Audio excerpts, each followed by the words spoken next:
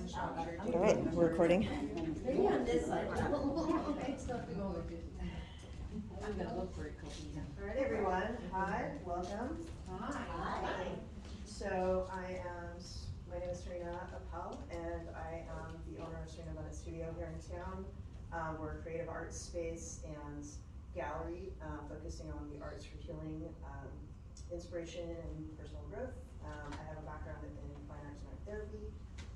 And I just wanted to take this opportunity to let everybody know what kinds of things that, myself and my colleagues are doing in town, because we have a lot of fun stuff planned for everybody, and we're excited you're here, so. And where's your place, Serena? It is on the corner of 18th and 101, so if you know where Teresa Sunrise Espresso Cart is, we're right on that corner.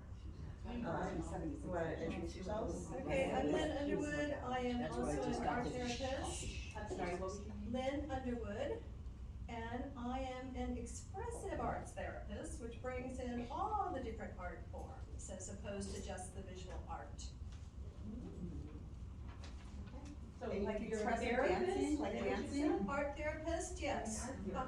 And you've been doing the collage workshop, a mixed media workshop at FRA, right? That was the one. Yeah, I did that, And you did something in our space as well. Right. We just did a process art, full day process art. That was just a little of this and a little of that, and get out of your head and get into your heart and make some art. Oh, boy. Yeah. Right, and then we have Lorraine. Hi everybody, I'm Lorraine. Hi, so good to see everybody. It's exciting that there are this many people here interested in this. I'm new to Florence, so I thank Serena for inviting me to be part of this. I've been an artist pretty much my whole life, doing a lot of different things, and also a teacher of kids and adults. And I've been studying mandalas for over 20 years. It's one of the creative healing arts that I teach and that I'm going to share today. Drawing in circles, and how the drawing in a circle creates unity and calmness and peace of mind and those kind of things. I have 2 mandala circles that I do, one here the first Saturday of every month at FOOF, and then I do one online for people that are in other places. So I have background in costume design and puppetry and And you're silk painting. and my, I was gonna say, yeah, this is what I do now. I know her from Silk My silk painting is so fun. Yes, I'm at the Backstreet Gallery with my, I know that. my scarves and silk paintings.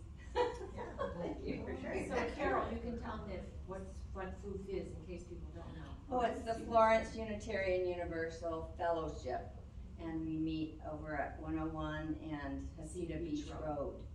And we have a beautiful new cafe there where we have our mandala circles and other fun workshops. Yeah, I've done activities with the food folks as well. They're inclusive of everybody, regardless of background or belief system, and they're good people. So, so a little bit of housekeeping. If anybody needs the bathroom, it's like right on the other side of the store. There's water fountain out there. When we get into doing some activities, there's actually a sink back here that you can rinse brushes and things like that. So if you need to take a break, then just feel free to come in and out. Like, we're not gonna have like timed breaks or anything like that. All of the activities that we have for you today are going to be, a sampling of the kinds of things that we normally do, but they're not therapy. And we would encourage you to take care of yourselves. If anything comes up or you feel weird about an activity, or if you're not sure you want to do something, you're totally welcome to skip something or change it up. If you feel uncomfortable about anything, you can talk to one of us about it, and we can give you some pointers.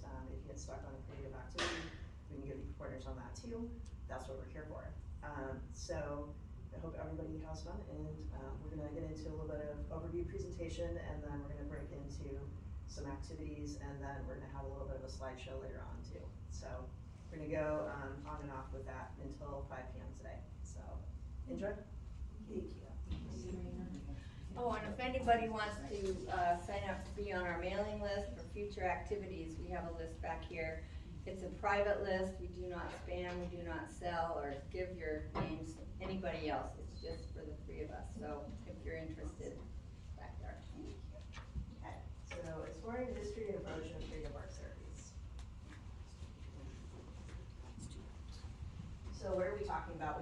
arts therapies.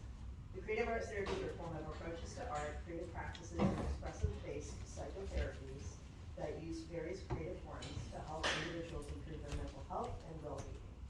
They can incorporate a wide range of arts media, expression, guided imagery, and group activities to explore emotions and promote personal growth.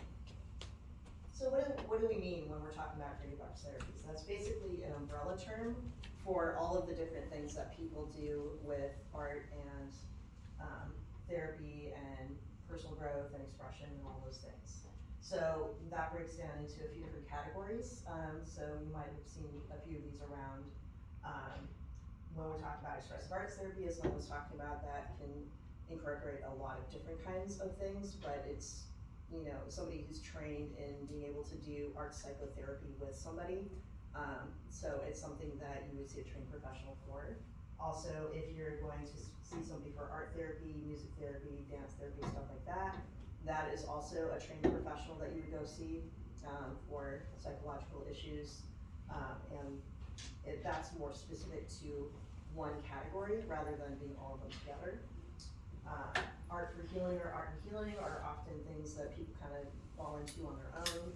There are a lot of artists throughout history, like way too many that I could name in this presentation, that have used art as a way of having their own personal journey of being able to recover from things or be able to get through grief, be able to, you know, like feel less alone, like a variety of different things. And so it does often have a spiritual or recovery kind of background to it, but that's not a requirement. It's something that anybody can do. Inspirational or devotional art is specifically about art that has a spiritual component to it. And we can think of things like, you know, the gold leaf religious icons from past times.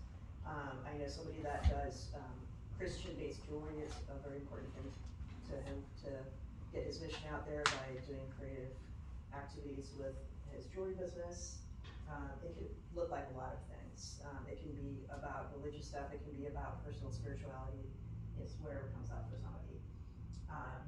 Fine arts and craft, obviously, there's a lot of that in Florence, and that can have a healing component to it, as we were talking about. So we don't necessarily discount that. It's just a different way of approaching things, and often people will have that more in the didactic realm where they want to make art because they want to have a career doing that and they want to sell it. Maybe they go into commercial arts, maybe they go into graphic design, architecture. Like there's a lot of applied ways that people use fine art and crafts. And then just everyday creativity, which I'll get into a little bit later. So expressive arts therapies encompasses these different areas. As you can see, ritual, language arts, visual arts, dramatic arts, movement and sound, symbolic worlds, which is sand-tray or play therapy. Play therapy is something that is often used with kids. Sand-tray is something that you can use with all ages. It's really fun if you've ever had a chance to do that. I would recommend doing it if you have a chance to. And then, what are we talking about with, where did all this stuff come from? How did we get the idea to do these things? So it's actually based on some very ancient evolution of how we have lived as humans and how we would cope with things as human beings. And here we can see the Tibetan sand mandalas. If anybody's familiar with those, they spend a really long time putting together a sand mandala, and they have certain kinds of ways that they do it in like a fashion to be able to heal like a community or heal for a specific purpose. And then when it's done, which could take days, weeks, they just brush the entire thing away because the idea is that you are releasing all of that energy back out into the universe, and it's a symbol of the impermanence of life.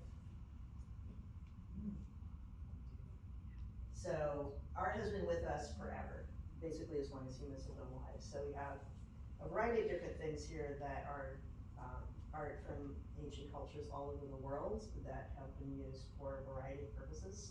Can anybody tell me what some of the image arts are that we see here? That's a famous cave on the upper left. The Lascaux caves, yeah. I did not know this, but like the cattle here, like those are actually like over 6 feet long. Those are huge. Wow. Yeah, they have like thousands of drawings in that one cave, and there's caves all over the world that have ancient drawings. What else can you see? think on the far right is China, the underground, house figures. Yeah, the burial sculptures. Yeah, there's like thousands of them. isn't Yeah. there? Shivan Parvati, Hindu. Yeah, Indian art. Illuminated Nice. manuscript. Isis. Illuminated manuscript. Yeah, that's actually the Book of Kells. It's Celtic, so it's pre-Renaissance Europe. Is the lion like Persian or Akkadian or? The one in the corner over here. Yeah, So this guy. that one. Yeah, this is actually Hellenic. It's Greek. Hellenic. So, and this was, I pulled this from an article where they were talking about how this was the original coloring of the sculpture. They weren't all just kind of stone colored like we're used to seeing them now. So it's pretty fun. And then up here we have Native American tool around the, I think the Vancouver Islands. And then we have the Eastern Island sculptures, which are one of the great mysteries of the world because people have no idea how, pre-industrial civilization people got them to where they are now. So lots of fun stuff. So some of the pioneers of creative arts therapies, and I'm not gonna get too much into detail here, but generally speaking, we can thank people like Freud and Jung for bringing up this idea again in civilized world. So they took it out of the realm of just things people innately did, and kind of systematized it a little bit. So Freud's original idea was that he called art making and dreams the royal road to the unconscious. So with his theory of that there's unconscious forces that shape how people behave and how they think, then one of the ways besides talk therapy of being able in pre-association to be able to bring up ideas and like things that might be bothering people was to try to access the unconscious by these nonverbal means. And then Jung kind of really expanded on that with stuff like his theory of the collective unconscious, and this idea of transpersonalism, that there's these universal archetypes or universal imagery that is common to all people everywhere, and that they continue to come up in recurring themes. One recurring theme that's very common is the circle, for example. There's circles in designs in every single culture in the world. And then Margaret Nauberg was a person that came to the United States from Europe. She had studied with Freud and Jung, and she brought her own idea about doing specifically creative arts to the US. And from there, like, there was a founding of Lesley University on the East Coast, and then there was a development of people working in this type of way with students and patients and things like that from there. What was your name? Margaret Nauberg, right there.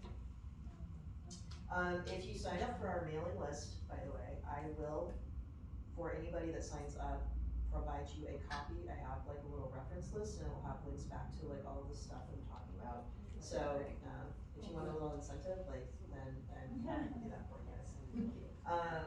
Florence is another name. That's an early developer of art in the United States. And then people like Sean McNibb, Natalie Rogers, Adrian Hill, Misha Lusbrink, and Shirley Cameron are people that have been with us in recent memory that developed a lot of things having to do with expressive arts therapies. I believe Sean McNibb was one of the founding people of coining the term, calling it expressive arts therapies and going that direction. He was originally working with people in hospitals, and he convinced them, because there wasn't a program to do this at the time, to build him a whole studio for people that were in inpatient mental health to come, or people who were dealing with chronic illnesses to come and work in a studio and try to work out stuff like by doing expressive arts, and they found that that was really helpful, so he kind of launched a career from there. What years was that? This is in, I think, the 1970s, something like that. It really started to like expanding, like 60s and 70s was a time when that started happening. Margaret Nauberg, by the way, like came over in the 1930s, I believe. So that's how old art therapy is in the United States.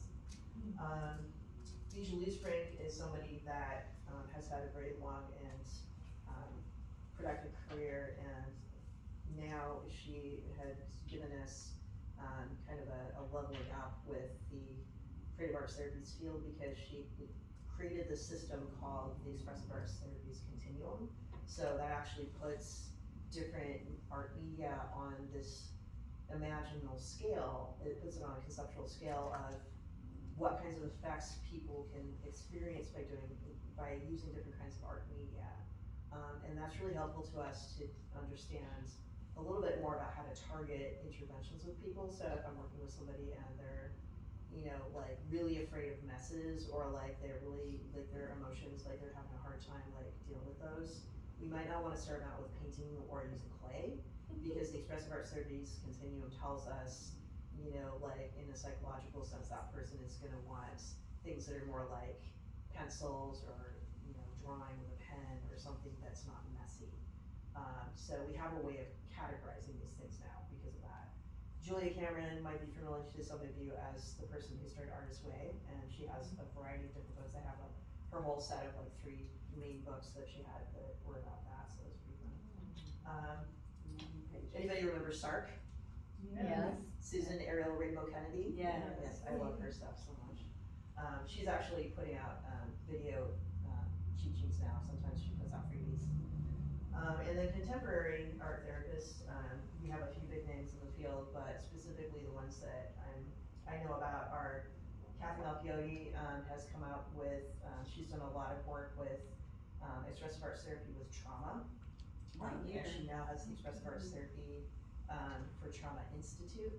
So she's training people on how to use mind, body, and like new understandings of how to work with mind-body therapies using expressive arts media to help heal from trauma. So she's got a lot of work out there. She has an article on Psychology Today. Like she's got cool stuff on that. Mary Andrus is somebody that had been the dean of the art therapy program in School of the Arts Institute of Chicago, and that is a very well-respected program as well. And she did a lot to help kind of diversify, like bring in voices from lots of different like backgrounds and cultures into the program, and talk about it as a way of, kind of increasing understanding for people and like increasing access for people's voices to get out there. She is now taking over the program in Oregon. It used to be at Merrillhurst University, and Merrillhurst closed. So now our art therapy program in Oregon is at Lewis and Clark, and Mary Andrus is head of that now over there. Stuart Foodley is somebody that had started what's called now painting experience. It's process painting.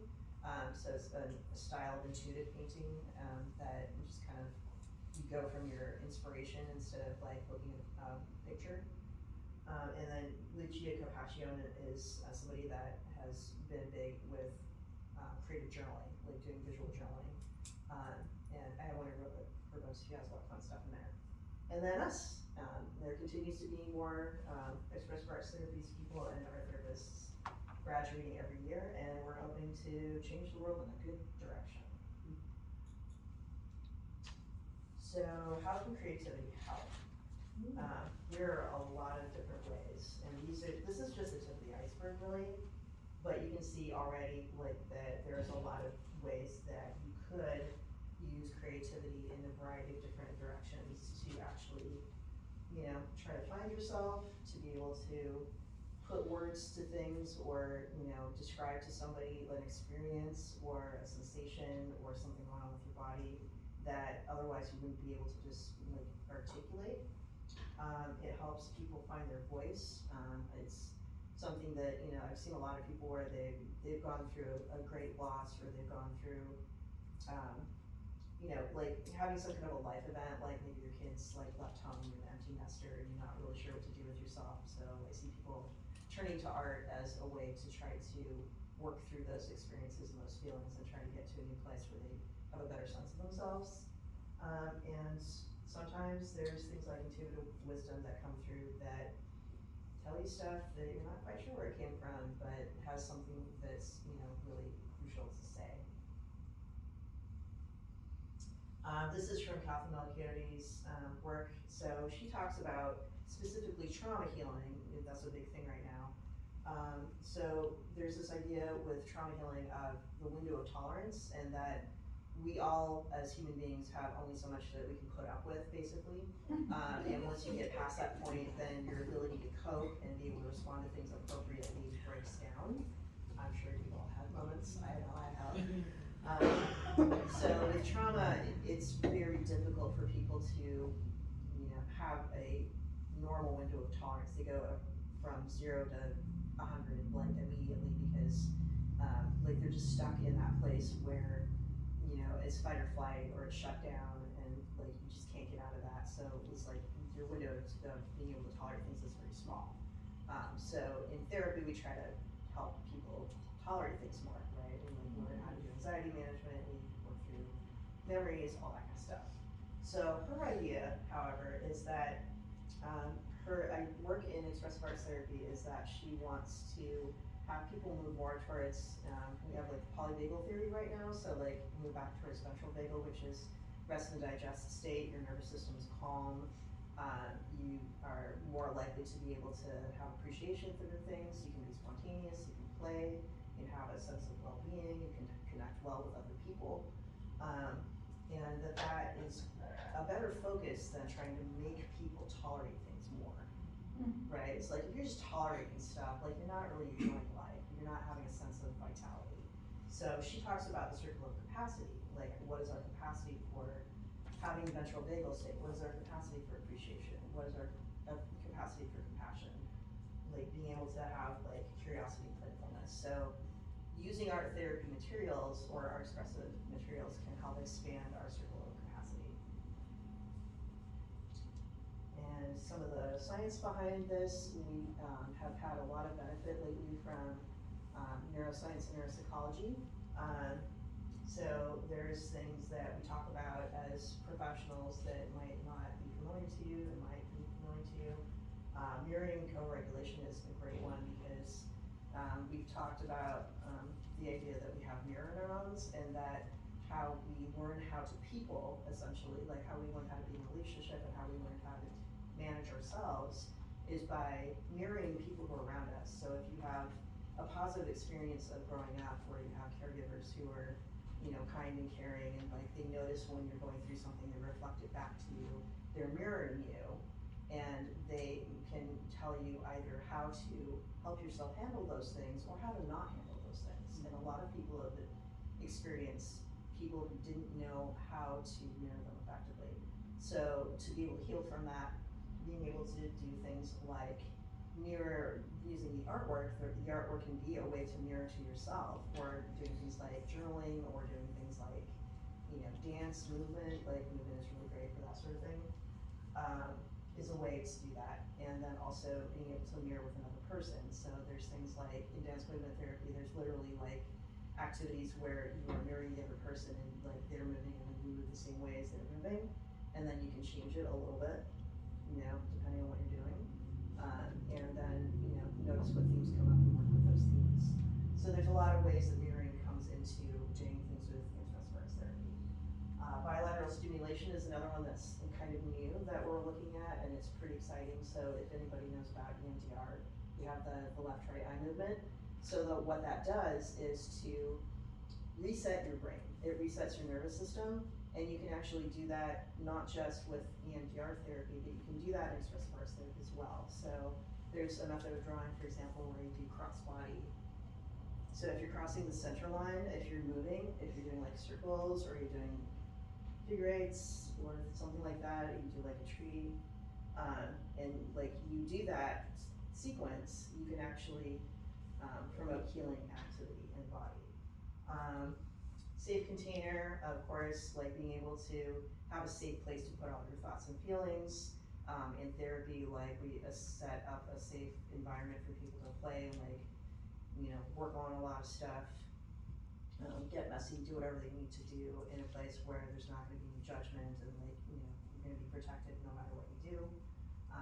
Just having the art materials to do that with can sometimes be its own safe container. Accessing stored information, so you have memories or emotions that are stored in the body at times. Small T trauma or big T trauma, or like experiences where you just kind of swallow like an experience undigested.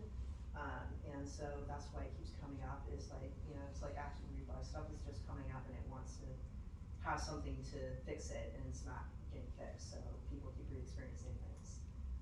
So being able to get in there and use nonverbal means to be able to access this information in the body can help us bring that out and have it be acknowledged and released in a way that it doesn't come back.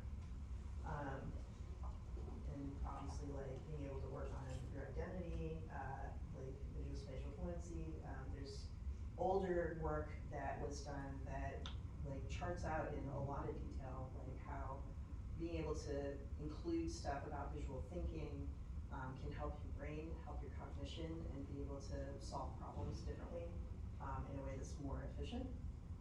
That's something that I wish that we had more of in, you know, today's education. That's another conversation. You know, and stuff like anxiety reduction and balancing hormones, like being able to regulate cortisol and stuff like that, or regulate different kinds of activities in the body.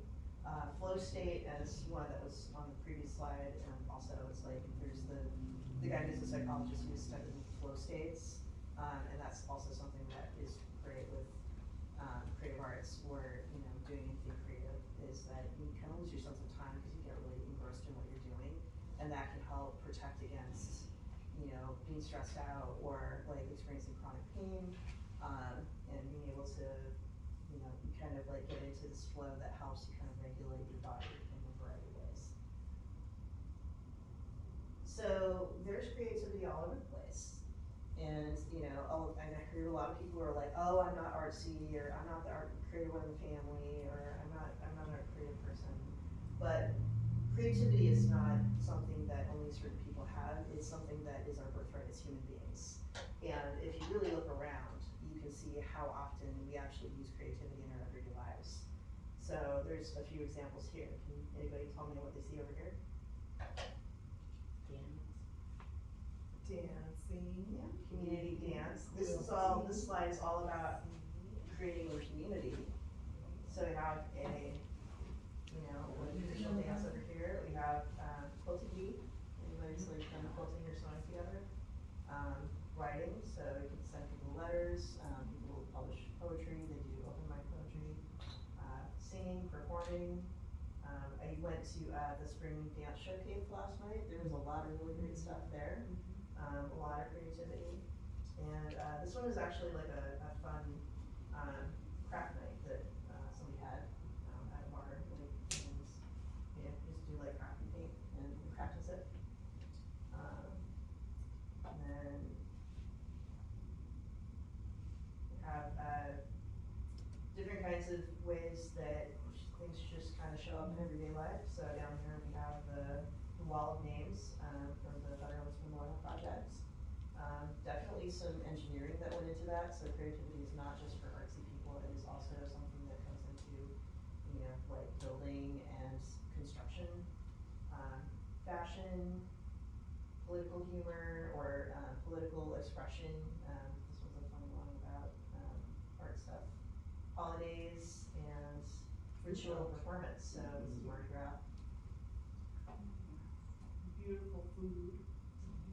And then my favorite, I just had to throw this in here, so the future of art, I feel, is there's a visionary arts movement right now that's worldwide, and it is taking a very classical style of painting. They've gone back and studied the old masters and figured out how to do really great technique to be able to convey like these fantastical or like imaginary worlds.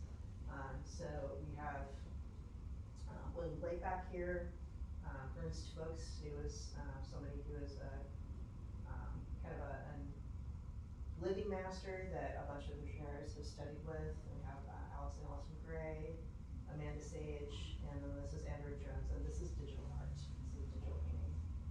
So, and I have books from some of these things on table back there if anybody wants to come browse that sort of thing as well. So do we have any questions? My cat's an artist too. I want to know about Kathy, Malgity? yeah. Uh-huh. When did she come, like, start Did her thing? publicly, yeah? Yeah, I think it's been within the past 10 years, and she's really come into her own with a lot of this and started publishing about it like in the last 5 years. So it's pretty new. Yeah. Anyone else? All right. Well, if you have any other questions or thoughts that come up, then we're here to talk to you all afternoon, and let's get to Arden. All right. Thanks.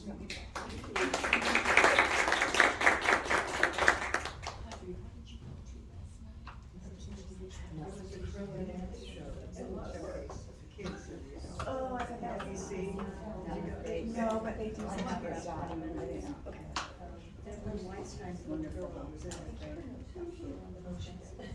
Alright, so we got a table over here.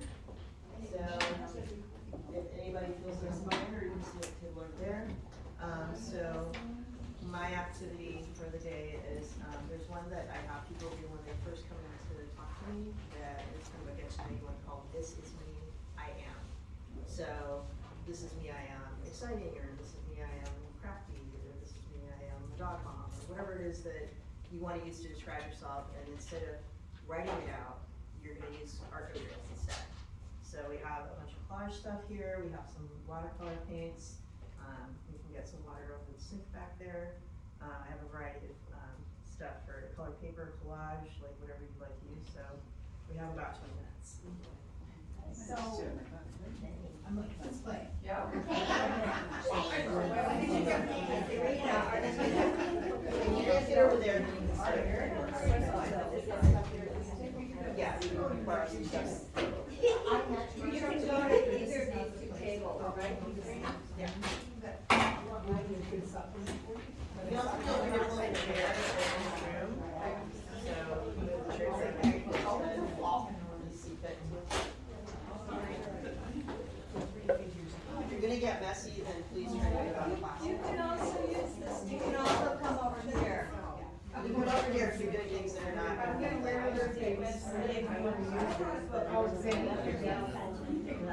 There's room over here.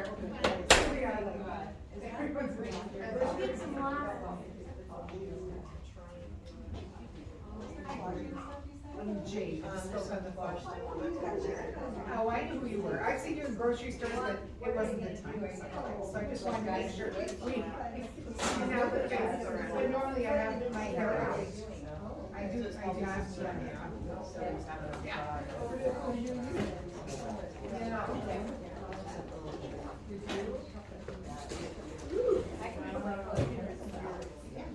If you want colored pencils, I have a lot of colored pencils we can use.